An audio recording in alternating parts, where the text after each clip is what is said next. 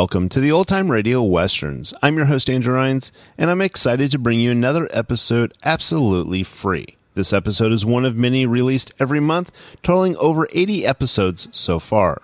Each one is meticulously digitally restored and stored in the cloud for your convenience, a process that incurs costs. To help cover these expenses, you might hear some advertisements throughout the episode.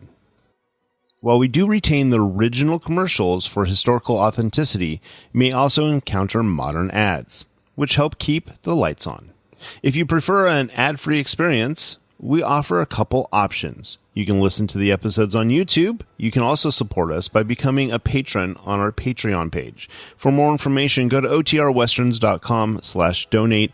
Again, otrwesterns.com/donate.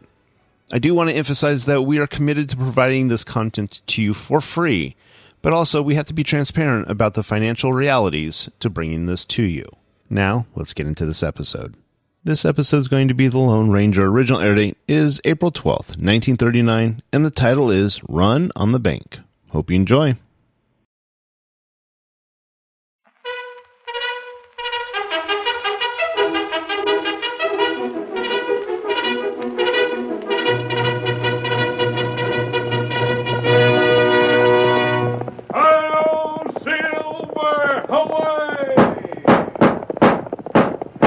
Fiery horse with the speed of light, a cloud of dust, and a hearty hi-yo Silver, the Lone Ranger.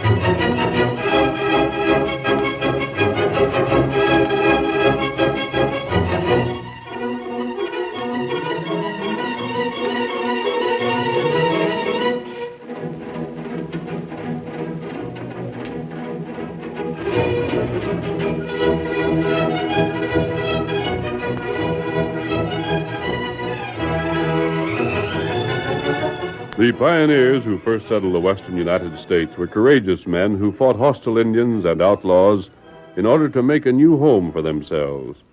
But when the railroad brought civilization to the frontier, they fought progress just as fiercely. It was the masked rider of the plains who made them realize they were wrong. It was he who pointed out that only through progress could the winning of the West be accomplished. But the old-timers were hard to convince, and it was in the fight for civilization that one of the mystery rider's most exciting adventures took place. Return with us now to those thrilling days of yesteryear. From out of the past come the thundering hoofbeats of the great horse Silver. The Lone Ranger rides again. Come on, Silver! We're heading for Eagle Grove! Hi-yo, Silver! Away!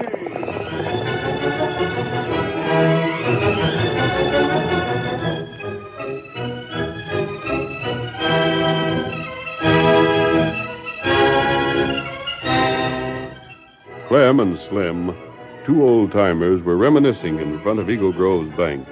And among their listeners was the Lone Ranger, unmasked but wearing a disguise. By golly, Slim, the West is sure getting civilized. You know, 5 years ago, you and me sat right here in this same spot. Behind me was nothing but a corral. And now look what's there. A bank. I'm telling you, we're getting so as even New York and Chicago and Frisco ain't got nothing on us. Ain't it the truth, though, Clem? Well, I don't know as how we're any better off. Why not? Well, take the bank now. Can't say as I got too much use for 'em. Why, you darn fool, Slim. Ain't no place safer for cash than the bank as I knows of. Especially when you got a fellow square as Stan Claiborne running it. Claiborne runs the bank, you say? Sure does. Getting rich from it, too.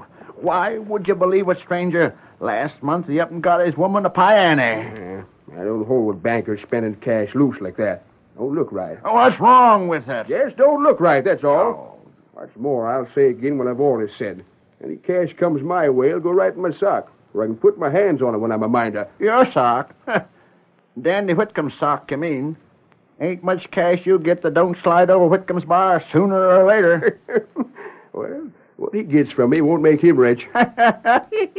Likely not. Banks are good things if they're managed properly. I suppose Claiborne loans money around the district, doesn't he? Well, I should smile. Wasn't but last week that the widow Moffat was hard put to raise cash for her taxes. But Claiborne, he gave her the loan of it. She has to pay him interest. He'll want a fella to do business for nothing, Slim. Well, she and the pays widow it. still got her farm, ain't she? She'd never held on if it weren't for the bank. She'd have found some way. Land's sake, Slim. I never seen a fella like you. You don't act like you want to keep up with the times.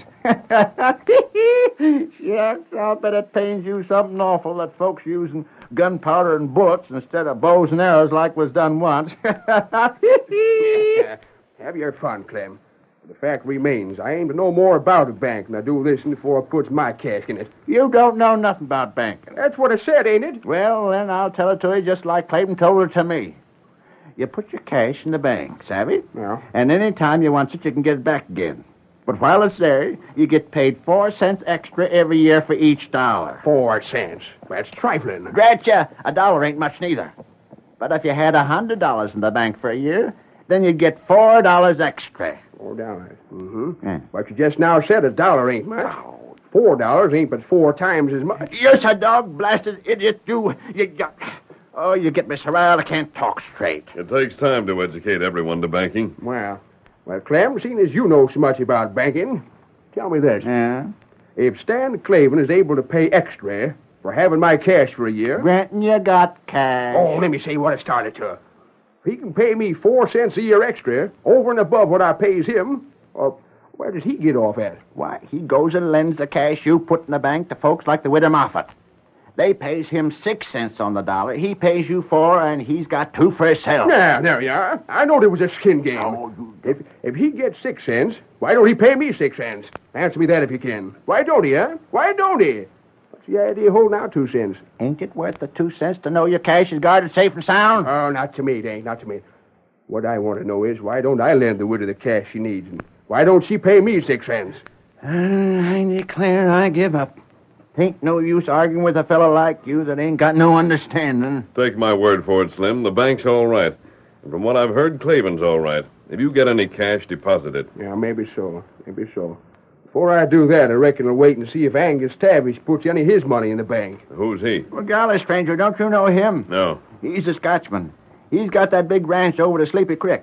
Him and his 5 sons running. Yeah, and if everybody was as careful of their cash as he is, I reckon barkeeps and cafes have to clear out of this part of the country for going broke. Yes? You ought to meet up with him, stranger. He's a fella to know. Honest as the day is long, and every one of his boys growed up to be men and good ones. But it's a fact they sure don't put their trust in banks or nothing of the sort. When they get the dollar, they put it away in the stays put. I see. Well, when Tavish puts his cash in the bank, then by golly, I'll do the same. As long as he ain't sold this newfangled banking idea, then I ain't neither. You're a fool pudding head, Slim, and don't you deny it. All right. Now, how much you got in the bank? Well, I got, I'll have to cipher it out. It ain't much, I'll bet. Well, let me see now. I put $5 there when it opened up 6 months ago. Well, it'll be 6 months come next Friday. I'll get 4 cents for each of them $5 for each year. Well, that's a total of 20 cents, and half of that's 10 cents. Now, right. There it is. I'll have $5.10 coming to me next Friday. 10 cents free and clear. 10 cents just for doing nothing. While your money's been kept safe. Sure. No worry at all. Hey, Mert, what's ailing you? You sit there like a bump on a log without opening your mouth. Just thinking, that's all. Mighty deep thinking, I'll bet you. Clem, you say that the bank lends cash? Yeah, that's where the bank makes its profit. Lending it out. I get it. Seems to me then it's a heap better to borrow cash than to put it in there, ain't it? Oh, shucks, ain't no use trying to teach you fellas nothing. Hey, here comes Stan now. Sure enough. Hello, boys. How's everything? Howdy. Right fine, Mr. Clavin. Glad to hear it. You working these days, Slim? Sure I am, Mr. Clavin. Working all the time. Right now, I'm waiting for some hogs to fatten so as I can sell them. I see. Mr. Cleveland, I want to talk to you. All right, Mert. You don't mind if I walk partway home with you, do you? Well, of course not. Come ahead. Good day, man. Goodbye, Mr. Clavin. Wait till he knows he has to pay me my 10 cents. Mr. Cleveland, I hope you don't think I associate with them worthless no-goods just because I was sitting outside the bank with them. I wouldn't call them worthless, Mert. Perhaps a little lazy. You see, the fact is I was waiting for you to come out so I could see you. Why didn't you come into the bank? I didn't want to. I wanted to see you personal. Well, what's on your mind, my boy? I guess you lend cash, don't you? Well, that's the business of a bank, lending money on good security and collateral. Well, I want to borrow some. You, Mert. Why, what do you need money for? That's my business. I want to borrow it, that's all. But you haven't anything for security, have you? What do you mean? Well, property, livestock, something to stand behind the loan. What's the matter? Ain't my word good? Well, your word might be good enough for me, Mert, but a loan is a business matter, that's all. You see, we don't loan money unless we're sure the person we give it to can pay it back. Oh, don't trust me, huh? I'll tell you what you do, Mert. Call at the bank in the morning. We'll talk it over. My wife's waiting for me now, and I'd better be getting inside. Good day. Uh-huh, good day. Don't trust me, huh? All right. All right, we'll see about that.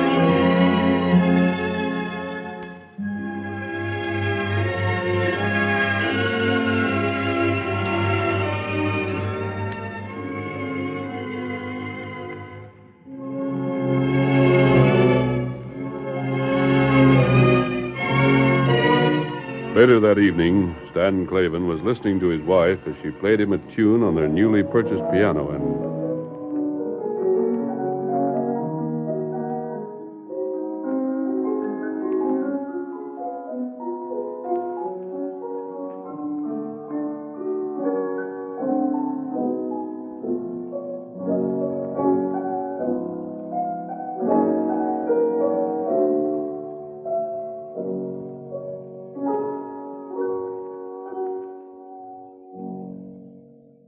Splendid, honey. You know, you play better than anyone else I know. Oh, you silly Stan. But I do love my piano. I'm glad, Alice. How are things going these days, dear? First rate. It's hard, though, to make the men here understand just what a bank is and how it works. I suppose it is. But they'll understand in time. That Tavish family, that's my hardest problem to solve.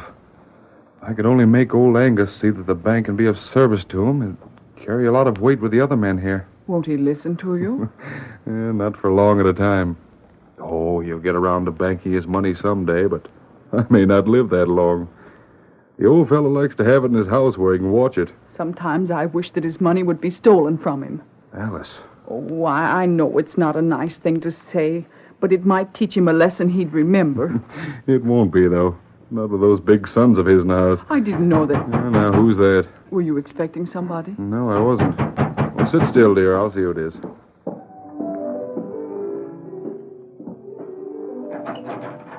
Evening, Mr. Cleveland. Oh, it's you again, huh, Mert? Come in. I wanted to see you. Well, come right in. Met my wife? Nope, but I'll see you right here. All right. Sit down there. I reckon not. But you... I'll stand. What I've got to say won't take long. Very well. I've asked you to give me the loan of some cash. Well, now I'm asking you again, and this is the last time. if you really want a loan, you're choosing a poor way to get it. I told you to come see me at the bank in the morning. I've been thinking it over since I seen you last. Even so. And I decided I might just as well see you tonight. Mr. Clavin, I'm borrowing cash from your bank, or I'm coming right out and tell what I know about you. What's that? You heard me.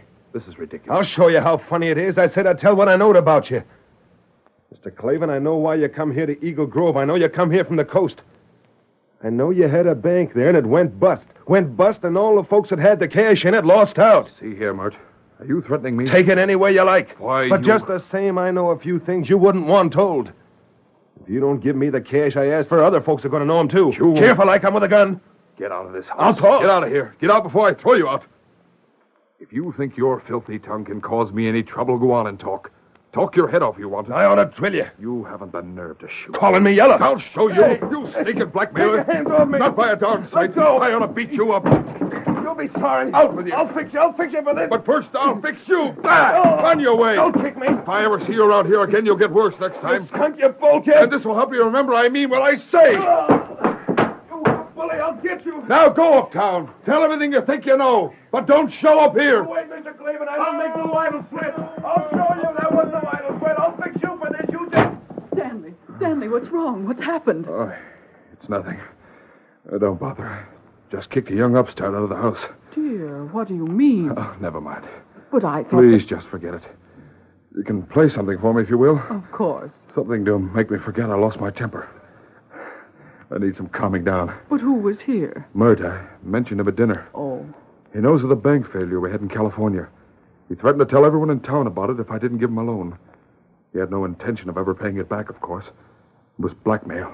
Plain blackmail. But the failure, that wasn't any fault of yours, dear. He can't hurt you. I won't let him. You're sure it was just Mert you argued with? Just him. But I thought I heard a horse and a shout. That's so. Some fellow on a white horse. I was so angry I paid no attention. You don't think Think what, dear? that it was some friend of Mert's? Someone who will try to harm you? Of course not, Alice. And if it were, well, I think I'm still fit enough to deal with both of them. The curtain falls on the first act of our Lone Ranger drama. Before the next exciting scenes, please permit us to pause for just a few moments.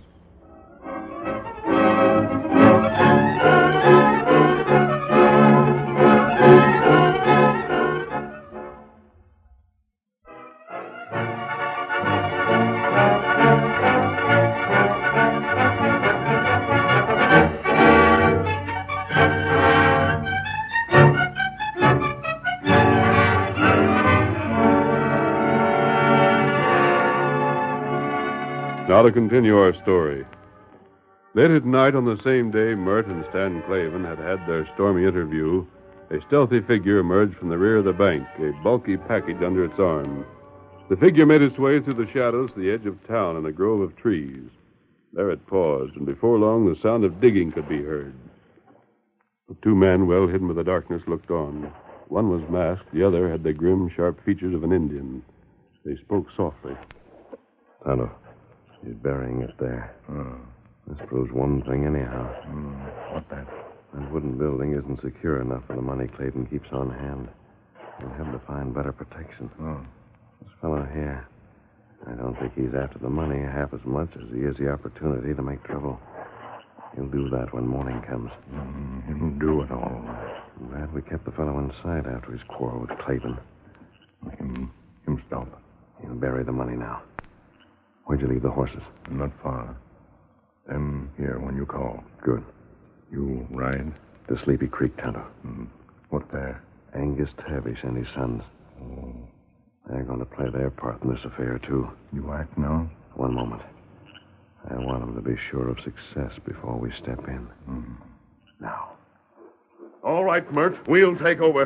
Stand where you are. And don't flap leather. Man, right. You're a crook, a robber. Clear out. Now, wait a minute. I said clear out. Quick. No, wait. This'll start you. I'll go. Don't shoot. And keep on going. Just don't shoot me. I'm going, mister. Him go. He passed. And I don't think he'll report this to the law. It wouldn't pay him. Get me that package, Kimasabi. Me get it. Here's over. Here package. Thanks. That Tonto right, too? I'll go to Tavish's place alone. You stay here in town, Tonto, and keep an eye on things. Here's Count. Yep. If anything should happen that we don't expect, Kimasabi, ride after me. Tonto, do that. Come on. Get him up, Scout. Hail, Silver! Away!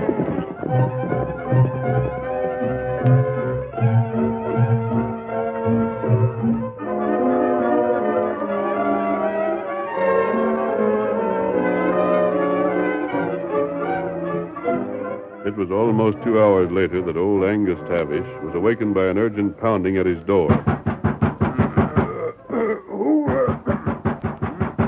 Who could not be? Robert! Aye, Father. Sam! Aye. Somebody's at the door. Douglas! Aye, Father. William! Aye. Stand ready in case it's trouble. Neil! Aye. Fetch a light, but only one, mind you. And you can all save your breath and leave me to do the talking. No, then, mister, a master. We're having a talk, Angus. Laddies, stand behind me. Shoot if I give the word. And be careful your aim so you won't be wasting bullets. Angus, this is the opposite of a holdup. Eh? I'm not here to take money. I brought you money. What's that? Close the door. I'll tell you. That bundle, what have you there? Look. Greenbacks! Greenbacks for the score. Count them. I'll do that. And tell your sons to lower their guns. There's no need for them to fear me. Oh, dinna be hasty, man. Keep them covered, laddies. In Aberdeen, I was learning the man that takes your money, there may be doubts of. But the man who gives it to you, he's either daft or a crook for sure. Aye.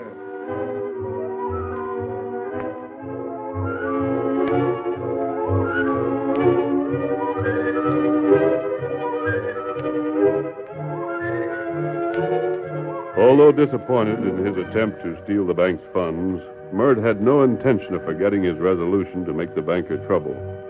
In the morning, he circulated among the townspeople, and shortly afterwards, an angry group had formed in front of Whitcomb's Cafe across the street from Clavin's bank. Told you that bank scheme was crooked. It's a skin game. That cash was took by Clavin himself. Well, I ain't got nothing there. Nobody has now. There's Mert. He had the news first. Hey, Mert, come over here. I see all you fellas have heard about the robbery, all right. You think Clavin done it himself, Mert? Don't know about that, but there's things I do know, though. Yeah, what's that? Mert, you don't know nothing. Clavin's all right. That bank's sound. Let Mert talk. Sound, is it? Let me tell you something. This fella Clavin once run a bank in California. And what if he did? I'll tell you what. Clavin's bank went bust out in California. There was folks lost every dime they had in it. Now the same thing's happening here. I tell you, fellas, Mert, do now something. keep still. You're just stirring up trouble. Don't worry. Listen, come on, keep still, Clavin. How do we know how much was took from the bank last night? Maybe every dollar's gone, and that ain't Clavin's cash. It's your cash. Belongs to you folks that put it there. Ah, that's right. Maybe all of it wasn't took. All right, say only half of it's gone. You know what that means? Means half you'll get paid and the other half won't. It'll be first come, first served.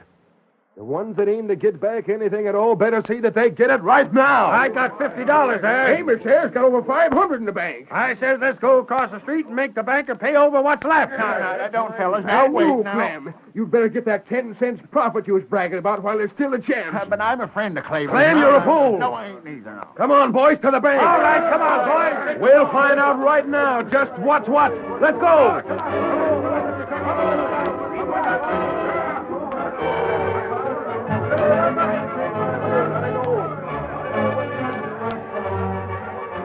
Stanley, look at them. What can you do? They'll hold on to their money now, Alice.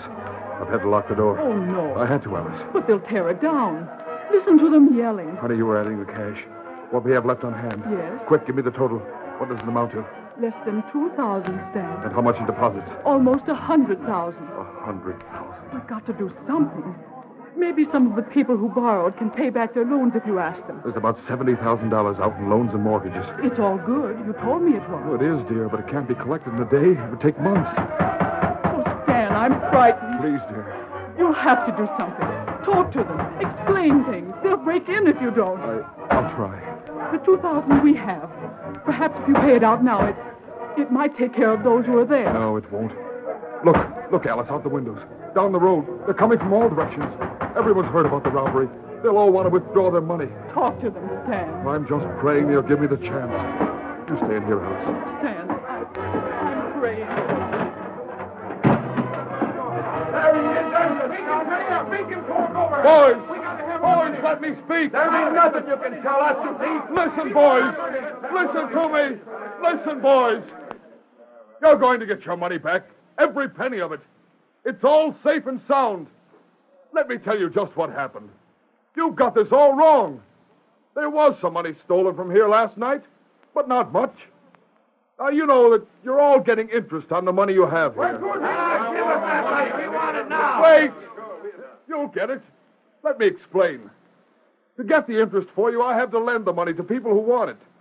People who can put up something like a farm or cattle, or something that's worth a lot more than the money they borrowed. If they don't pay back what they borrowed when they agree to, then they have to sell their property so the bank won't lose. And that means you won't lose either. Get back inside and start shelling out the money we're here for. Wait! We haven't enough cash on hand to give back all that was put in. Here's what we thought. We're skinned now. That's the trick to cheat us. You're not being cheated. Your money is all invested for you. I'll take the names of all of you who want to get your money. And I'll see that you're paid just as soon as we get it in. Clavin, when we put that cash in your bank, you said we could have it back any time we wanted. Either you was lying then or you're lying now. Hey, give us the cash. We want it now. Man! Shut up. Out of our way. We have our rights. Please, Ben, listen. My husband won't cheat you. You're darn right he won't. You're all a pack of local idiots. You're making trouble for nothing. You're making trouble because you ain't got the sense to know better. Slim, stay out. Inside, fellas. No, stay back. One moment, ma'am. You're likely to get hurt. Rush him. Come on. Hey, look. Come on. Who's that coming?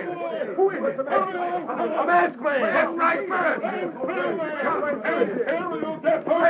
Watch out. What is that trouble? Alice, look. There's Tavish. Angus Tavish, his son.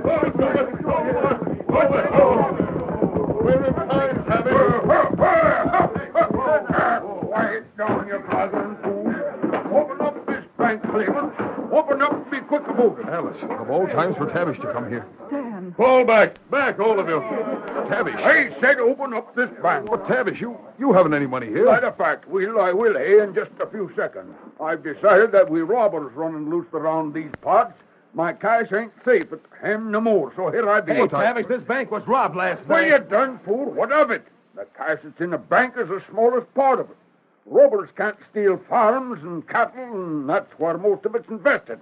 Come on, lads. Neil, Douglas, Bob, all of you get in here. Clavin, me and my boys and all my cowhands got cash to put in here. Yes, of course, Mr. Tavish. If any of you men want to draw out your money, stand in line at the door. With what Angus deposits, Clavin can pay you. You'll get paid in turn. I'll handle the first man to try to rush the door myself. That masked man, I'll bet he's the one that stole the money. He's a crook. Co-idiot, I'm betting that there's a Lone Ranger. I got $1. I want to open up an account. Olin said I would when Tavish did. All right, Slim. And I got some cash I want at the cafe. I'm putting it in the bank, too. Now stand in line and wait your turn. From far and near, people had come into town to withdraw their money, but returned home to get more to deposit. Stan Clavin and his wife put in the hardest but the happiest day of their lives. When the day was finished, Tavish returned to the bank and... I want to talk with you, Clavin. Mr. Tavish, no one could be more welcome. You've saved me today. It wasn't me. It's a long story, Clavin. That money that me and me boys banked today, that was cash that was stole from you. What? And here's the passbooks you gave us. It's your money. Tavish, you didn't steal it. No, the cash was brought to me by the masked man.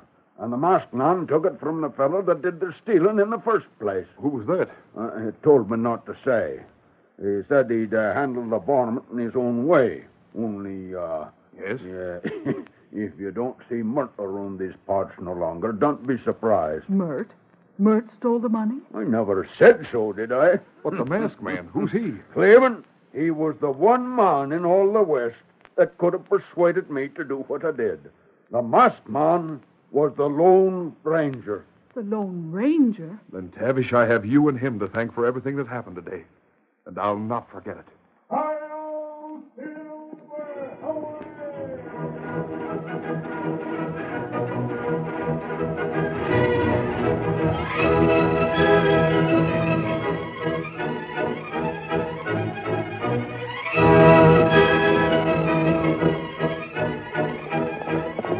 Come on, Silver, old boy! We're heading for the Gold Hills! Hi-yo, Silver! Away!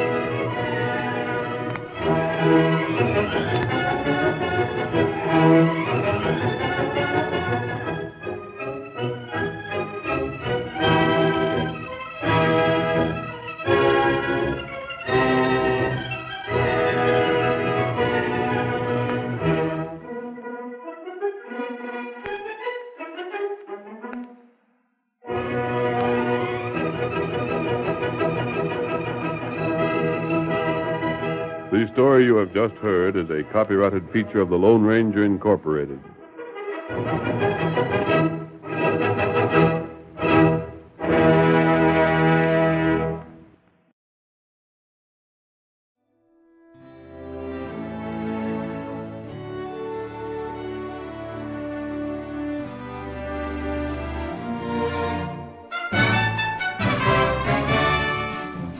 This has been a presentation of OTRWesterns.com, and we hope you enjoyed.